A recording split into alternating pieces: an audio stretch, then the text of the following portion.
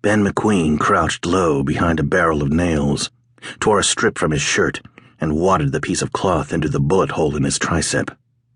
His wounded left arm hurt like hell. It had left a trail of blood leading directly to his hiding place in this corner of the warehouse. Gritting his teeth, Ben probed the wound. The pistol ball had almost passed through the underside of his arm.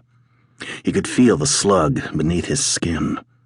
He fished in his coat and found a pocket knife, then slit the skin with the blade's keen edge and flipped the bloody slug out into the palm of his hand. Ben wrapped his upper arm in the torn sleeve of his shirt. He had to hurry his doctoring. After all, 2 men were trying to kill him. It was the night of August 16th, 1863. Ben wondered if he'd live to see the 17th dawn. At 6 feet 2 inches, Ben McQueen had offered a big target for his would-be assassins. It was a testament to their poor marksmanship and his surprisingly quick reflexes that he was still alive. His hat was gone. His red hair, trimmed close to his skull, was matted with sweat. Salt stung his pain-filled green eyes. He hurt, but he was alive and wanted to stay that way. Who was trying to kill him? The message to come alone and at night to the warehouse had been a ruse to trap him.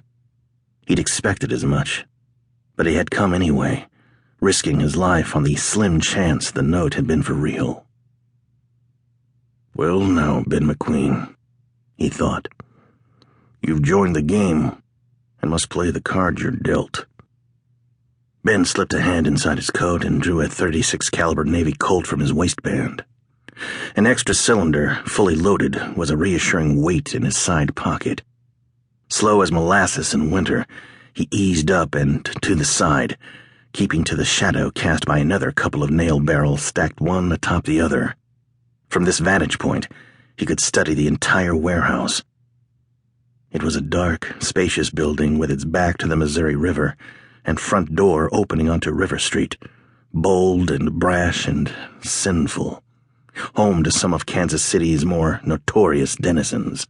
The warehouse was nearly filled with neatly arranged stacks of barrels and crates and 50-pound sacks of grain that formed islands of merchandise between intersecting aisles, wide enough to accommodate loading carts.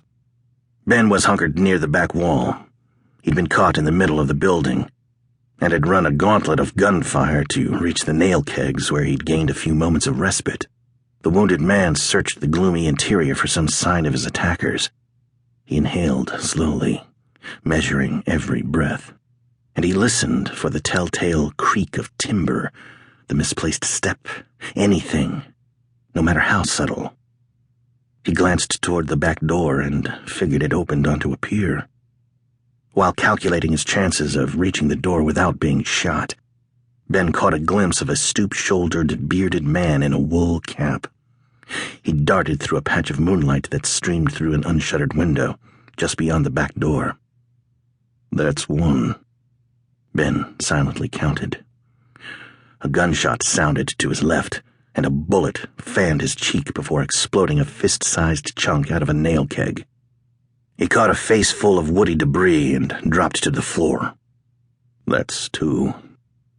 To keep listening to this audiobook, I've left you a link in the description so you can do it, at no cost thanks to Audible's 30-day free trial.